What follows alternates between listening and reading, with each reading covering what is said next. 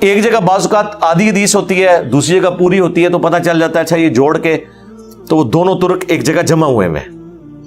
تو بعض اوقات ہم بیان, اسی طریقے سے مسلم شریف میں حدیث ہے وہ کہ ایک صحابی نے حضور کے سامنے کہہ دیا من یطع اللہ ورسولہ فقد رشد ومن یعصہما فقد غوا, جو اللہ اور اس کے رسول کی اطاعت کرے وہ کامیاب ہو گیا, جس نے ان دونوں کی نافرمانی کی وہ بہک گیا. تو حضور نے فرمایا بئس الخطیب انت, کتنا برا خطیب ہے تو, تجھے چاہیے تھا کہ تو کہے ومن یعص اللہ ورسولہ فقد غوا, تو نے یہ دونوں کیوں کہا؟ حالانکہ لٹریچر میں کوئی خرابی نہیں تھی, وہ پہلے کہہ چکا تھا جس نے اللہ اور اس کے رسول کی اطاعت کی وہ کامیاب ہوا, جس نے ان دونوں کی نافرمانی کی ناکام ہو گیا. اس نے آگے سے کوئی بہانہ نہیں کیا کہ میں آپ کو اللہ کا بندہ ہی مان رہا ہوں, غیر مستقل بالذات مان رہا ہوں, آپ کا اختیار جو ہے وہ محدود مان رہا ہوں. نہیں, اس زمانے میں کہانیاں نہیں. لیکن یہ حدیث ابو داؤد میں ہے تو اس کے آگے بھی الفاظ ہیں قم اذهب, اٹھ نکل جا ادھر سے. اب یہ الفاظ مسلم میں نہیں ہے. تو اب میں جب کمبائنڈ کبھی کوئی حدیث بیان کروں گا تو میں سارا پورا سینیریو بیان کروں گا, اور وہ ہوتا ہے ظاہر ہے یہاں پہ اب 200-250 بندے بات سن رہے ہیں, کوئی میری 90% باتیں یاد رکھے گا, کوئی 80% یاد رکھے گا, اور پھر ایک دوسرے کو ریکال کریں گے. تو صحابہ کرام بھی کچھ حدیث جتنی ان کو یاد ہوتی تھی بیان کر دیتے تھے, بعض کو یاد آتا تھا نہیں اس میں یہ بھی الفاظ حضور نے ساتھ کہے تھے تو وہ بھی بیان کر دیتے تھے.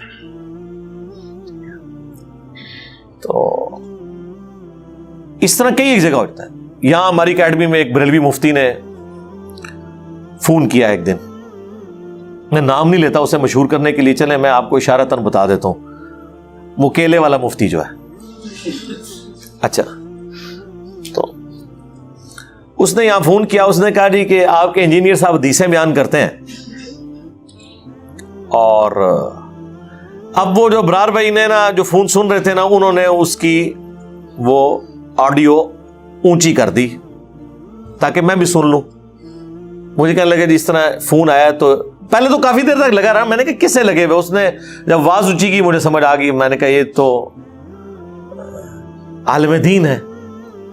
تو اور عالم دین ہم سے یہ پوچھ رہا ہے کہ جی وہ انجینئر صاحب نے ویڈیو میں بیان کیا ہے, اپنے پمفلٹ میں بھی انہوں نے لکھا ہے کہ نبی الاسلام کے اوپر جب بیماری کا غلبہ ہوا تو تکلیف کی وجہ سے بار بار اپنے چہرے سے چادر ہٹاتے تھے اور کہتے تھے لعن اللہ الیہود والنصارى اتخذوا قبور انبیاء مساجدا, اللہ کی لعنت ہو یہود و نصارہ پر کہ انہوں نے نبیوں کی قبروں کو سجدہ گاہ بنا لیا تھا. اور ساتھ ام عائشہ کے الفاظ ہیں کہ اگر ہمیں خطرہ نہ ہوتا کہ لوگ رسول اللہ کی قبر پہ سجدے شروع کر دیں گے تو ہم زائرین کی زیارت کے لیے اس قبر کو اوپن چھوڑ دیتے. تو یہ باقی الفاظ تو مل گئے ہیں, لیکن یہ جو الفاظ ہیں کہ حضور گھبراہٹ کی وجہ سے اپنے چہرے مبارک سے چادر ہٹاتے تھے, یہ تو بخاری مسلم میں موجود ہی نہیں ہے. تو یہ رسول اللہ پہ جھوٹ باندھا ہے آپ کے انجینئر صاحب نے, انہیں کہ رجوع کریں. اب جس کو تھوڑا بہت بھی علم حدیث ہے نا تو اسے یہ بات پتا ہے کہ بخاری مسلم جو پرنٹ ہو رہی ہے نا عربی میں, اس میں ہر حدیث کے اینڈ پہ نا اس حدیث کے جو باقی طرق ہیں نا ان کے نمبر بھی لکھے ہوئے ہوتے ہیں. ایک جاہل آدمی بھی ڈھونڈ سکتا ہے جسے تھوڑا سا پتا ہے اور ہمارا اسٹوڈنٹ ہے وہ, پر خیر جاہل تو رہے گا نہیں, وہ تو مفتی کو بھی پیچھے چھوڑ جائے گا, لیکن علماء کو تو پتا ہوتا ہے. تو میں نے میرے پاس تو ریئل ٹائم وہاں عربی والی بخاری مسلم پڑھی تھی, میں نے کہا اس کو کہا کہ ذرا نمبر پڑھے, ہمیں تو پتا تھا. اس نے کہا جی پمفلٹ پہ یہ نمبر لکھا ہوا ہے, تو وہ پمفلٹ والا نمبر اس نے کہا کہ یہ دیکھو اس میں الفاظ کوئی نہیں ہے. تو میں نے کہا میں نے اس کو اشاروں سے کہا کہ اسے یہ بتاؤ کہ یہ اینڈ پہ نا وہ نمبر لکھے ہوئے. تو اس نے پھر اس کو بتایا کہ اس کے اینڈ پہ آپ دیکھ رہے ہیں باقی طرق کے نمبر بھی لکھے ہوئے ہیں, کیا آپ نے وہ چیک کیے؟ کہتا نہیں. تو ان کا ان کو چیک کرو, چیک کیے تو اس میں الفاظ موجود تھے. ٹھیک ہے, تو ہم پہ فوراً الزام لگا دیتے ہیں کہ جی اے جناب کولوں گلا بیان کرتا ہے. ٹھیک ہے, پھر ہم پتہ ہے رجوع کر لیتے ہیں. جب رجوع کرتے ہیں تو وہ رجوع پھر بڑا خطرناک ہو جاتا ہے. ہاں, وہ پھر رجوع ہم کوئی ایک سٹیپ آگے لے جاتے ہیں. ہمیں کہتے تھے جی وہ جی مفتی تقی عثمانی صاحب نے بھی وہ امیر شام کے دفاع میں کتاب لکھی اور اس میں انہوں نے سارے دیوبندیوں کی کہانی کرا دی کہ جی کوئی سب و شتم کی روایت نہیں, ایک ملتی ہے حدیث وہ بخاری کے اندر ملتی ہے, اور اس میں بھی سب کے الفاظ ہیں اور سب کا مطلب تنقید ہوتا ہے یہ کہنا کہ لعنت کرواتے تھے تو ذخیرے حدیث میں کوئی نہیں, ہم نے تو 10 حدیثیں بیان کر دی ہیں. تو مسلم شریف میں 6229 نمبر حدیث میں موجود ہے, وہی حدیث ہے, اس کا ایک طریقہ ہے, اس میں الفاظ ہے, اس نے آل مروان نے سال ابن سعد السعدی سے کہا کہ کہو لعن اللہ ابو تراب, لعنت ہو ابو تراب علی ابن ابی طالب پر, نعوذ باللہ. تو بخاری میں سب تھا اور مسلم میں اسی حدیث کے اندر کیا لکھا ہوا؟ تو پھر میں نے رجوع کیا کہ ہم سب کہتے تھے گالی, ہم رجوع کرتے ہیں گالیاں نہیں دیتے تھے, لعنتیں بھیجتے تھے. یہ لعنتی لعنتیں بھیجتے تھے, اور یہ لعنتی اس لیے ہوئے کہ انہوں نے اللہ کے ولی پہ لعنت بھیجی تو وہ تو لعنت کا مستحق نہیں تھا, تو لعنت ان کے اوپر لوٹ آئی. یہ ان لوگوں کا علمی لیول ہے, میں آپ کو بتاتا ہوں. ان لوگوں نے پتہ نہیں کہاں بیٹھ کے بخاری مسلم وہ دورے پڑے میں, اور جیسے ختم قرآن ہوتا ہے نا, اس طرح ختم بخاری ختم مسلم اسی طریقے سے ہے. این سپارے پڑھ لو تے این حدیثاں تو پڑھتے, این حدیثاں تو پڑھ, کوئی 40 دی سپیڈ نال تے کوئی 100 دی سپیڈ نال. تو میں اس لیے آپ کو بتاتا ہوں, ابھی ہماری لائف سٹوری میں ایک بھائی لاہور سے آئے ہوئے تھے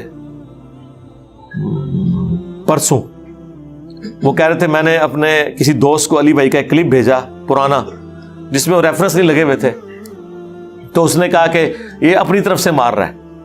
وہ کہتے ہیں میں نے اس کو کہا کہ میں تجھے ابھی اس میں علی بھائی نے جتنی آیتیں اور حدیثیں بیان کی میں بھیجتا ہوں. کہتے ہیں میں نے 10 منٹ کے اندر سارے ریفرنسز ڈھونڈ کے نا, مکتبۃ شاملہ تو خیر وہ یوز نہیں کر سکتے, اسلام 360 سے, کہتے ہیں میں نے اس کو بھیجے تو وہ حیران رہ گیا کہ یار تو لب لینے, وہ تھوڑے مفتی بھی نہیں لب سکتے جڑے سارے اسٹوڈنٹ لب جاتے ہیں, کیونکہ ہم نے ان کو بتا دیا نا کہ بھئی یہ ہے, اس طرح آپ ڈھونڈ لیں گے. پوری ذمہ داری کے ساتھ چیزوں کو ہم بیان کر رہے ہوتے ہیں اللہ کے فضل سے. تو باقی اگر کہیں پہ کوئی اونچ نیچ ہو جائے تو آپ بجائے فتویٰ لگانے کے آپ ہائی لائٹ کریں, انشاءاللہ ہم رجوع ریکارڈ کروائیں گے. باقی ہمارے اسٹوڈنٹس اگر کوئی اس قسم کی غلط حرکتیں کر رہے ہیں, کوئی کسی کو گالی دیتا ہے, کوئی ولگر لینگویج یوز کرتا ہے, میرا کوئی لینا دینا نہیں میرے بھائی, میں نے کسی کی یہ تربیت نہیں کی ہوئی ہے, ٹھیک ہے. تو ہر طرح کے لوگ موجود ہیں میرے بھائی. نبی الاسلام کے اپنے ساتھیوں میں بھی ایسے لوگ تھے جن سے کئی چیزیں مس ہینڈل ہوئی ہیں.